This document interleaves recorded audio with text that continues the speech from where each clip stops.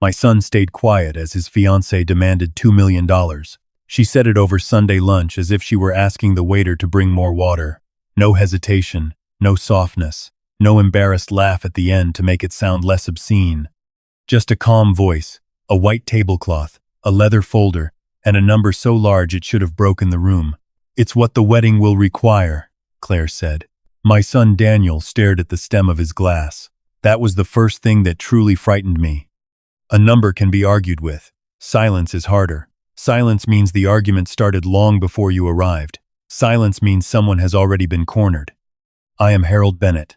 I am 69 years old, a widower, and a man who has spent enough decades in business to know when a conversation is pretending to be one thing while trying to become another. I was not a prosecutor. I was not a judge. But I built a company by learning to hear pressure under polished language. Some people shout to control a room. Others smile and make control sound like love. Claire was the second kind. She sat across from me in a cream dress that probably cost more than my first car, her posture perfect, her smile patient, almost forgiving, as if she had already decided I would resist, and had already decided how that resistance would be made to look cheap. Daniel sat beside her, looking like a man trying not to breathe wrong. Claire pushed the folder toward me. "We wanted you to see the full picture," she said. I kept my hand on the cover but did not open it yet. "Before I do, tell me something. Is this a plan, or is this a request?" Her smile did not move. "I'm not sure I understand the difference. A plan is what two adults make together. A request is what someone asks another person to pay for." Daniel's fingers tightened around his glass. Claire answered before he could. "I think when family loves generously, the distinction becomes less important." There it was, not even 10 minutes in, and generosity had already been attached to obedience. I opened the folder. There were pages of printed estimates and glossy inspiration images, private estate rental, imported flowers, a custom ceiling installation, a film team, a dress listed under couture consultation as if the word itself were supposed to silence criticism, guest gifts, transportation, a pre-wedding dinner budget that could have funded a small restaurant for half a year. I flipped another page, then another. At the bottom, neatly centered, sat the total, $2 million. "Actually a little more," Claire said lightly, but I rounded down so the number would be cleaner. There are moments when a person reveals themselves by what they are comfortable saying in public. That sentence was one of them. I closed the folder. "Daniel," I said, "is this what you want?" Claire spoke over him. "He wants us to begin our life the right way." I looked at her. I asked my son. She folded her hands, and I answered as the woman he is marrying. Daniel still did not look up. "Daniel," I said again, quieter this time. He opened his mouth, nothing came out. Claire touched his sleeve with 2 fingers. Not a dramatic gesture, not enough for anyone else in the room to notice, just enough to remind him where the pressure sat. "If Daniel is really your son," she said, turning back to me with that smooth voice, "I shouldn't have to explain why this matters." That line told me more than the number had. Money was not the center of this moment. Leverage was. The waiter came to take our order. When the waiter left, I asked, "How did you arrive at that number?" Claire slid one manicured finger down the folder. "We consulted professionals." "Names? Excuse me?" "The professionals. Names." She gave a small laugh. "Harold, this is not a board meeting." "No," I said. "It's larger than a board meeting. It concerns my son." Her eyes cooled by a degree. "It concerns our future." Daniel whispered, "Claire." She kept going as if he had not spoken. "We are talking about a once-in-a-lifetime event. We are talking about dignity, memory, family standards, and beginning marriage without compromise." "Without compromise," I repeated. "That sounds expensive." "It can be." "You say can, your folder says must." For the first time, a little irritation showed. "I'm surprised by your tone," she said, "and I'm surprised by your confidence." Daniel shifted in his chair. His knee bounced once under the table, then stopped as if he had forced it still. Then something brushed my leg. I kept my face neutral and let my napkin slide from my lap. When I bent to retrieve it, I saw the folded note near my shoe. I picked up both. When I sat back up, Claire was still speaking. "I don't want Daniel to begin married life feeling his own family measured his joy and found it excessive." Again, there it was. Not support, a test, pay, or accept the role of man who failed his son. The note was in my left hand beneath the table. I opened it with my thumb. The handwriting was Daniel's. pressed hard enough to mark the paper through. Dad, please don't agree.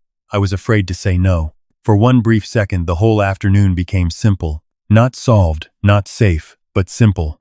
A son does not write that unless he believes honesty is dangerous in the same air the fiancé is breathing. I folded the note and slipped it into my jacket pocket. Then I asked the question that mattered most. Claire, if I say no, what exactly happens to my son? Daniel went still. Claire smiled, but the warmth was gone. I would be heartbroken for him. Heartbroken, I repeated. Not disappointed for yourself? That seems uncharitable. No. Precise. She leaned forward slightly. With respect, Harold, I think you may be bringing old instincts into a joyful situation. Not every discussion about money is an attack. Correct, I said. But every attack involving money eventually claims to be about love. Daniel looked up then. Just for a second, his face was pale. I knew enough by then to stop the performance. Here is what will happen, I said. By tomorrow evening, you will send Daniel and me every vendor name, every written estimate, every proposed contract, and the full name of whoever built this budget. Until then, there will be no more discussion of funding. Claire blinked as if I had changed languages in the middle of lunch. Tomorrow evening? Yes. That is absurd. So is $2 million over soup. Her jaw tightened.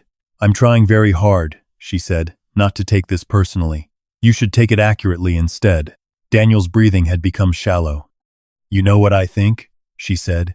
I think Daniel has spent so much of his life under caution that he no longer knows how to choose boldly, and I think you prefer it that way. Daniel shut his eyes. That told me she had used that line before. I touched the note in my pocket. Lunch is over, I said. Claire stared at me. We haven't even ordered. We won't. I stood, placed enough cash on the table to cover the drinks and inconvenience, and looked at my son. Walk out with me. Claire did not hide her anger now. Daniel, if you leave this table with him, don't expect me to forget it. He looked like a man standing at the edge of something steep. Then, slowly, he rose. I turned to Daniel and said, you can start with how much she already has. He stared at the street and answered in a voice so low I almost missed it. More than enough. That was how I knew lunch had not been the beginning. It was just the first moment I had been allowed to see. Daniel got into my car without looking back. Claire stepped out of the restaurant a few seconds later, heels sharp against the stone, anger already rearranged into concern by the time she reached the curb. Daniel, she called, are you really doing this? He kept his hand on the doorframe and did not answer. She looked at me. This is cruel. No, I said. This is late. She moved closer, lowering her voice in a way meant to sound intimate and reasonable. You don't understand what you're doing to him, I answered. I understand exactly enough. Then I got in and drove away. For the first 5 minutes, Daniel said nothing. He sat with both hands clasped between his knees, staring forward, still braced as if the next wave of pressure might somehow reach him through the windshield. When we reached my house, I set coffee in front of him. He did not touch it. Start with the transfers, I said. He rubbed his face. Do we have to do that first? Yes. He nodded. 42,000. Maybe a little more if I count smaller things. For what? He let out a breath that sounded like defeat. At first it was little emergencies, her car, then a planner deposit, then an issue with her building, then something with her mother's travel, then a weekend that became more expensive than she said it would be, then another deposit. I kept telling myself once the engagement settled, everything would calm down. Did it ever calm down? No. How many times did she ask? I stopped counting. Did you ever see a signed contract for any of it? No. Did you ask? Yes. And? He looked at the table. It always became something emotional. There was the structure, not one big demand. A series of smaller concessions training him for the larger one. I asked, when did the wedding start sounding like a test? He gave a weak, humorless laugh. Almost immediately after the proposal. Whose proposal? His eyes flicked up to mine. Mine. That is not what I asked. He swallowed. Hers, if I'm being honest. I bought the ring. I asked the words. But the pressure was already there. That answer mattered. A lot of bad decisions are made by men who think making the final gesture means the decision was truly theirs. How did she push it? I asked. He took his phone out, unlocked it, and slid it toward me. Read that one. It was a text from 6 weeks earlier. I love you, but I need to know whether you're building a life with me or just visiting one. I cannot keep waiting for you to become decisive. I looked up. There's that word again. He nodded. Cautious became the insult. Good men are vulnerable to that one, I said. Especially the ones who want to see themselves as dependable. He finally touched the coffee but did not drink it. I kept asking, when did Evelyn start appearing every time money came up? Pretty early. In person? Sometimes. Other times through Claire. But if I resisted anything important, Evelyn would somehow be involved within hours. Reassuring. Advising. Telling me not to repeat the mistakes of men who let fear ruin love. That was clean enough for me to understand the arrangement. Claire supplied the pressure. Evelyn supplied the moral framing. Together they made his instincts look small. Does Claire know your passwords? I asked. Some. Email? No. Streaming? Yes. Building access codes? Yes. Has she ever gone through your phone? He did not answer. Daniel. Twice that I know of. Maybe more. Did she admit it? She said in serious relationships, privacy should not be confused with secrecy. His phone lit up again. Claire. Then a text. Are you still with him? I need to know whether I'm speaking to my fiancé or to his father. I let Daniel read it himself. He whispered, she always does that. Splits the ground, I said. Makes you choose under pressure. Another message followed before he set the phone down. I was humiliated in front of strangers today. If you have any love for me, you will not let your father turn me into a villain. There, I said. The pattern in a single screen. Daniel nodded without speaking. I took the note from my wallet and placed it on the table. He looked at it for several seconds before touching it. Dad, please don't agree. I was afraid to say no. You wrote this because you meant it, I said. Yes. You were afraid of what exactly? His voice was barely above a whisper. That if I said no at the table, she'd either explode or make it sound like I had publicly humiliated her and ruined everything. In other words, you believed honesty would carry punishment. He nodded. Punishment. That was the word I had been waiting for, even if he never said it directly. Not physical, not dramatic, but relational punishment, withdrawal, contempt, blame, public shame. Some people never have to live under that kind of weather. Others get very good at predicting it. When did you first start dreading your phone? I asked. He laughed once, quietly, almost ashamed. A couple months ago. That answer hurt me more than the 42,000. Money can be rebuilt. A man waiting for his phone to punish him is already living in a damaged house. At 3 o'clock, Claire called again. Daniel silenced it. Then another text arrived. I still have your key. Please think about the humiliation you are causing before this becomes uglier than it needs to be. I read that one twice.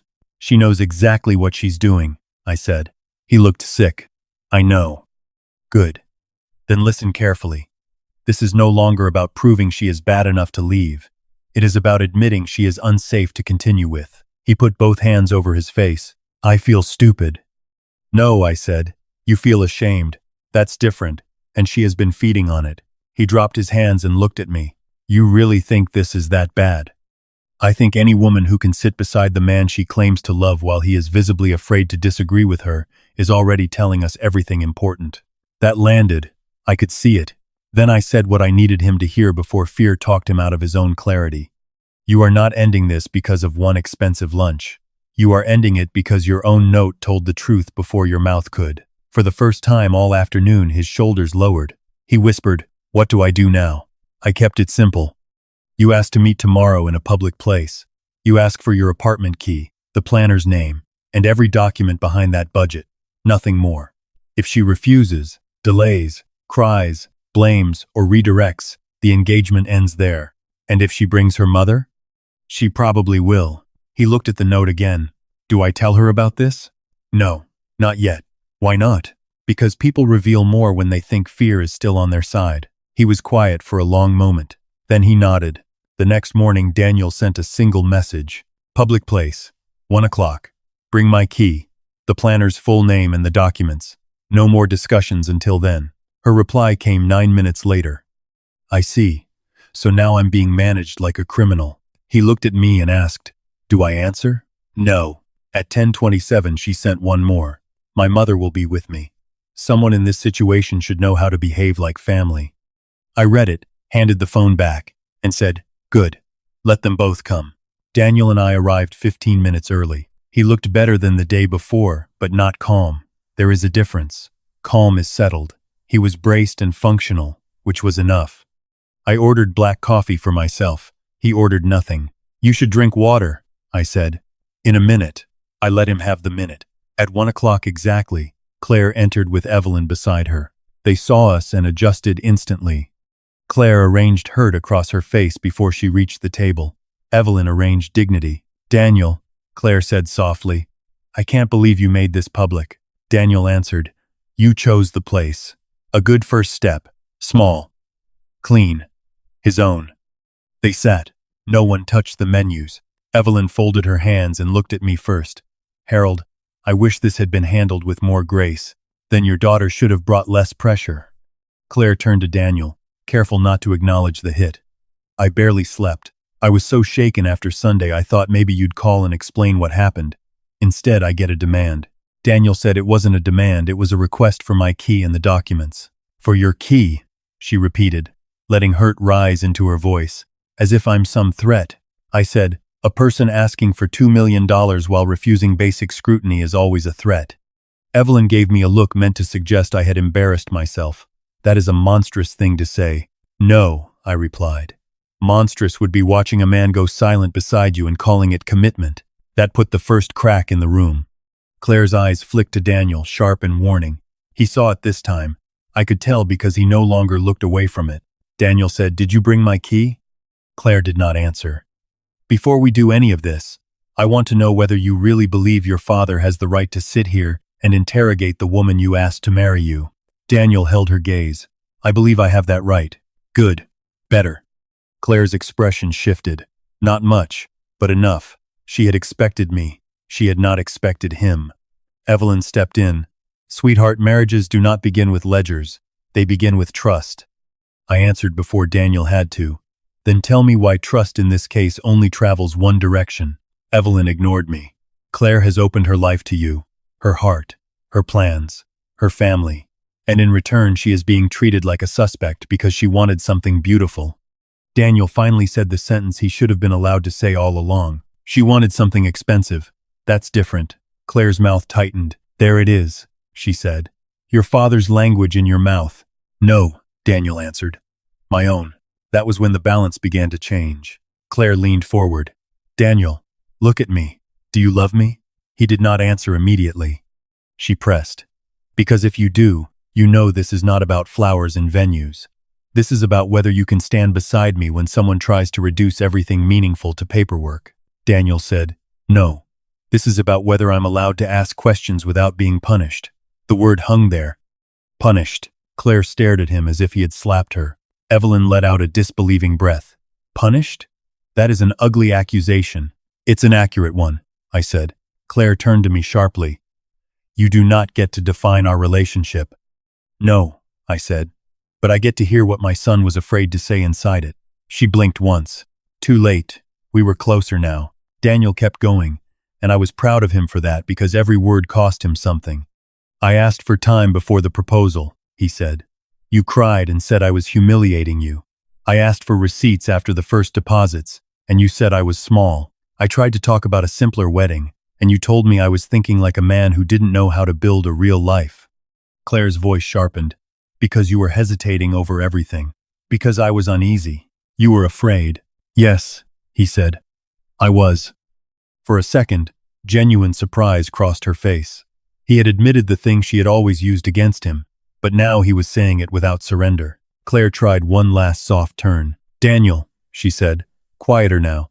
We can leave right now. You and me. We can go somewhere private and stop making a spectacle out of one painful misunderstanding. He shook his head. It isn't one misunderstanding. Then what is it? He looked at her and answered with more steadiness than I think he knew he had. It's the first time I've said no while you were looking at me. That line hit all of us. Even Evelyn had nothing ready for 2 full seconds. Then she straightened and spoke with controlled disgust. Harold, this is what happens when older men cannot bear to see their sons choose women they themselves cannot manage. That was the moral accusation she had been waiting to use. The father as tyrant. The son as stolen adult. The fiancé as victim of male control. I met her eyes. No. This is what happens when a father recognizes fear in his son and refuses to call it romance. Claire's face changed. The polished edges were slipping. You think you understand me, she said to me. I understand enough. No, you don't. You saw one lunch and decided I was dangerous because I want a life bigger than the little one you think is respectable. I almost smiled at that. No, I said. I decided something was wrong when my son could not answer one direct question beside you. Then I took the note from my wallet and placed it on the table. Claire looked down. Evelyn's eyes narrowed. Daniel's face changed immediately. He knew what it was. I unfolded it and turned it toward the center. Dad, please don't agree. I was afraid to say no. No one spoke. The cafe around us continued in that absurdly normal way public places do while private structures collapse. Cups set down. Milk steamed. Chairs moved. At our table, the air tightened. I asked Daniel, "Did I tell you to write that?" "No." "Did you write it to impress me?" "No." "Did you write it because you felt free to say no in front of Claire?" His answer came clear this time. "No." Evelyn recovered first. "A tense note proves absolutely nothing." "It proves pressure," I said. Claire snapped before she could stop herself. "It proves weakness." Daniel went still. Then something in his face settled. There it was, not hidden in polished language, not dressed as concern. The actual belief beneath all the management. Weakness. He looked at her and said, "That's the word you've been using for me every time I didn't move fast enough for you." Claire's breathing changed. "Faster now." "I have tried," she said, "to help you become more than the timid version of yourself your father raised." Daniel answered, "No. You called pressure guidance because that made it easier to use." That was the line the whole afternoon had been moving toward. Claire stared at him, then at me, then back at Daniel. For the first time, she looked cornered instead of elegant. "Fine," she said coldly. "If this is what you want, say it clearly." He did. "I don't trust you. I don't want to marry you. And I want my key." No one at the table breathed for a second. Then Claire reached into her bag, took out the key on its leather tag, and dropped it beside my coffee cup. The sound was tiny. The meaning was not. Daniel picked it up and closed his fist around it so tightly the leather bent between his fingers. Then Claire rose halfway from her chair, looked at him with naked contempt, and said, "You were easy to guide until he showed up." Daniel did not flinch this time. "That's exactly the problem," he said. "You call control love when it gets what you want." Evelyn stood too. "Come on, Claire. We are not going to sit here and be insulted by men who are terrified of a woman with standards." I remained seated.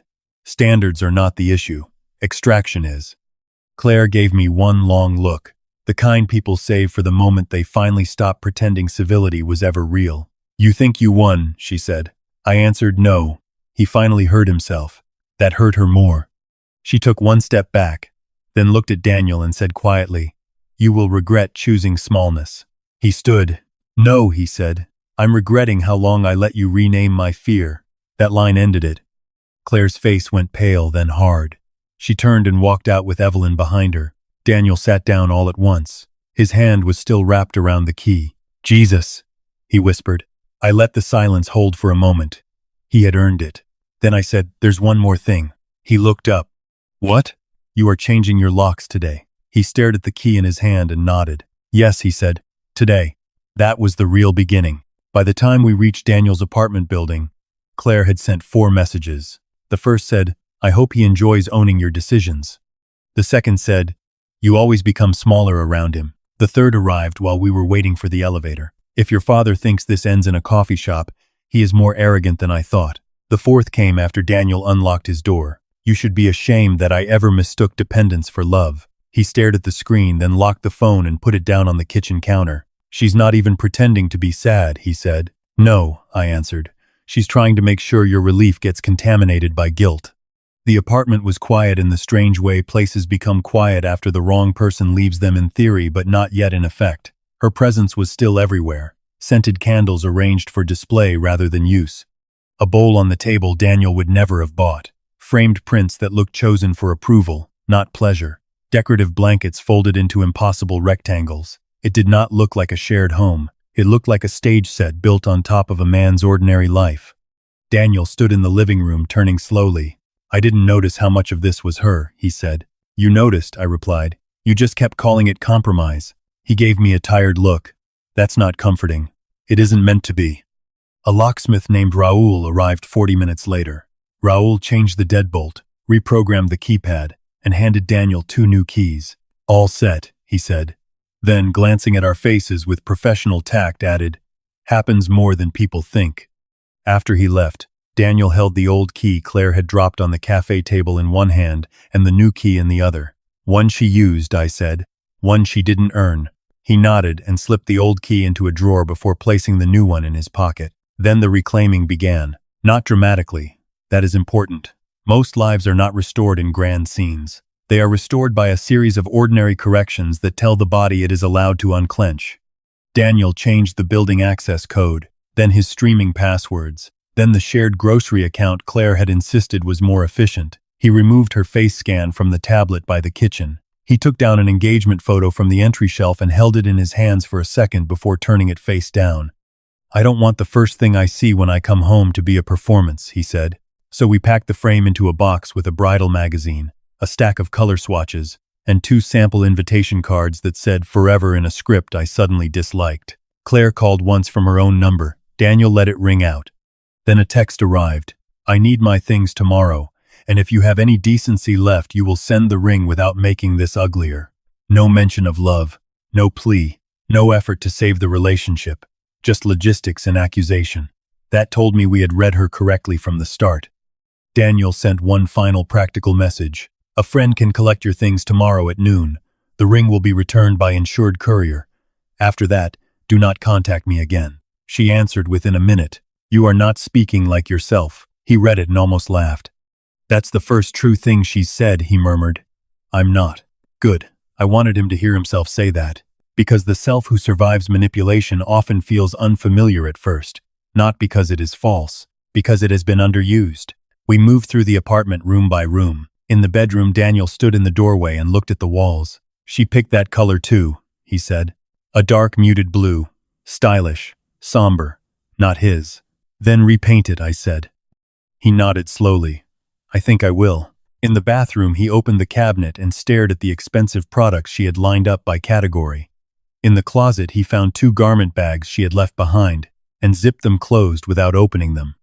In the kitchen, he threw away a stack of printed tasting notes from bakers and caterers he had never wanted to meet. Each act was small. Together, they formed a border. Around 6, Daniel sat on the edge of the couch and rubbed his eyes. "I feel awful," he said. "Yes." "And lighter." "Yes." Both at once. That's usually how freedom enters after shame. He looked at me and gave a tired half smile. "You always talk like that when you're trying not to say 'I told you so.'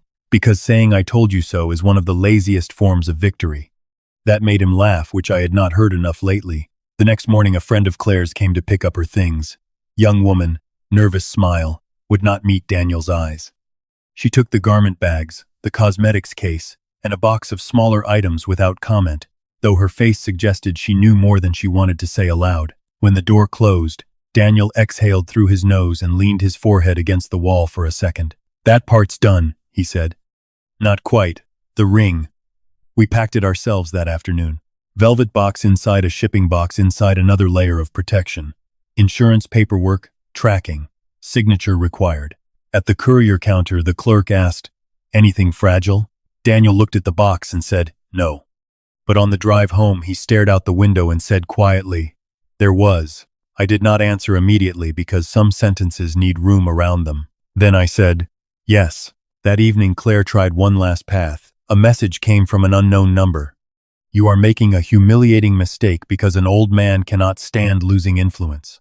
One day you'll understand what you threw away." Daniel read it twice and handed me the phone. "She really believes that, doesn't she? She believes whatever protects her from the truth." He blocked the number. Then another message came, this time from Evelyn. "Men like your father raise sons who confuse fear with virtue. I hope when this loneliness catches up with you, you remember who taught you to choose it." Daniel stared at that one a long time. Then he blocked her too. No speech, no answer, no final argument, just silence, finally used in the right direction. By the end of the week, he had changed every remaining password, repainted the bedroom, and invited 2 old friends over for dinner Saturday night. Men he had drifted from in the last 8 months because Claire always seemed to have a reason their timing was bad, their influence was careless, or their loyalty to him was somehow less evolved than hers. That is another thing manipulative people do. They do not always forbid relationships. They simply make other connections feel cruder, less necessary, or less worthy until isolation starts to look self-chosen. Still, as I drove home, I thought about the note in my wallet and the key Claire had dropped beside my coffee cup. Truth and access, warning and boundary. Those were the real objects of the week. Not the ring, not the dress budget, not the performance of heartbreak. The note had named the fear. The key had confirmed the reach. The lock had ended the reach. 3 small things, enough to save a man a larger ruin. The following Sunday, Daniel came to my house for lunch. Just lunch. No folder, no emotional ambush disguised as sophistication, no one performing refinement while another person shrank in his chair. Just grilled chicken, potato salad from the deli his mother used to like, iced tea, and the ordinary sounds of summer in the backyard, wind in the trees, a dog barking somewhere down the block, a lawnmower starting too early at a neighbor's place. There is a peace that only feels ordinary if you have not recently lived without it. Daniel sat back in his chair after we ate and looked around the yard the way people do when their nervous system is finally remembering what stillness feels like. "You still have the note?" he asked. I took out my wallet and handed it to him. He unfolded it carefully. "Dad, please don't agree." I was afraid to say no. He smiled in spite of himself. I wrote like I was escaping a hostage situation. "You were escaping something." He looked down again. "I can't believe I needed a note." "Yes, you can," I said. "That's why it mattered." He folded it along the same lines and handed it back. "Keep it," he said. "I intend to." We sat quietly for a while, not the bad kind of quiet, not the kind that waits for fallout, the kind that lets a person feel his own edges again. Then he said, "I keep replaying the lunch. You will for a while." The part that gets me is that I knew before she said the number. I knew from the way she opened the folder. I knew from the way she kept answering for me. I knew before the note. I nodded. Most people do know before the clean proof arrives. They just do not trust themselves enough to act. He stared at his glass. I thought if I kept things smooth it would calm down. Pressure usually gets worse when it works. He gave a short laugh. "I know that now." Then he grew serious again. "Do you think she ever loved me?" That question is almost unavoidable after something like this. People ask it as if the answer might rearrange the pain into something cleaner. I took my time. "I think she liked what you gave her access to. I think she liked your steadiness, your willingness to provide, your desire to make things work. I think she liked being mirrored by someone decent. But love does not need fear in the room to hold its shape." He absorbed that slowly. I should have listened sooner. Yes. I hated feeling controlled.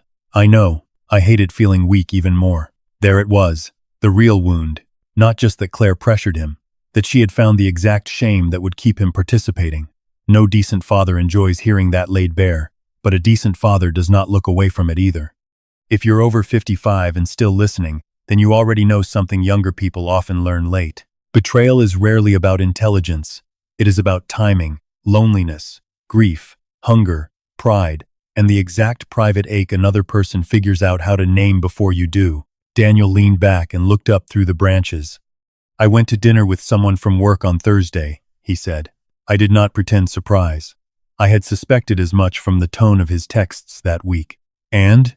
He thought for a second. "I liked who I was while I was there." That was the right answer. Not she was beautiful, not it was exciting, not it made him forget. Just that he liked who he was inside the evening. I trusted that more than any grand declaration. "That matters," I said. "I know. She know about Claire?" "A little. Not much. I don't want to become a man who introduces himself through damage." "Good." He smiled faintly. "You approve." "I approve of anything that doesn't require you to hand over your judgment to stay liked." That made him laugh. A week later he came by again after repainting the bedroom and replacing the entry shelf with a bench his mother had always wanted him to buy. Simple wood. Functional. No performance. He stood in my kitchen with paint still under one thumbnail and said, "The apartment finally feels quiet." I told him that was one of the best compliments a home could receive. By then, he was sleeping better. He had rejoined a standing Saturday breakfast with old friends. He had stopped checking unknown numbers. The body learns slowly that the emergency is over, but it does learn. One evening, about 6 weeks after the lunch, Daniel sat with me in my study while a baseball game played on low volume from the television in the corner. He looked healthier, not transformed, just less divided. "I owe you," he said. "No," I answered. "I do. If you hadn't been there. If I hadn't been there, you still wrote the note." He looked down. That doesn't feel like enough. It is more than enough. You told the truth before the wrong life became permanent. He sat with that. Then he asked, "Do you think I'm the kind of man this could happen to again?" I answered him honestly because anything gentler would have been vanity. I think all of us can be manipulated if the tactic finds the right weakness. The goal is not to become impossible to fool. The goal is to recognize the shrinking earlier next time. The shrinking, he repeated. Yes, the moment your own life starts getting smaller around another person. The moment your thoughts become more careful than honest. The moment your home no longer feels like your home. The moment your phone begins to feel like a warning instead of a connection. You do not wait for a number as big as 2 million after that. He nodded slowly. That's the part I want to remember. Then remember the note. He looked at me. Why the note? Because it came before the speeches, before the meeting, before the returned key, before the changed locks. It was the first honest thing left alive at that table. That sentence stayed in the room. After he left, I sat alone in the study with the note on my desk and thought about what fathers are really for after their sons become grown men. You do not live their life for them. You do not choose their women, their work, or their mistakes. But when the day comes that your son cannot say the true thing out loud, you make sure there is still somewhere safe for the truth to land. That is a father's work too. Small things, heavy things, true things. My son thought the note was a small thing. It wasn't. It was the first honest thing left alive at that table, and it saved him.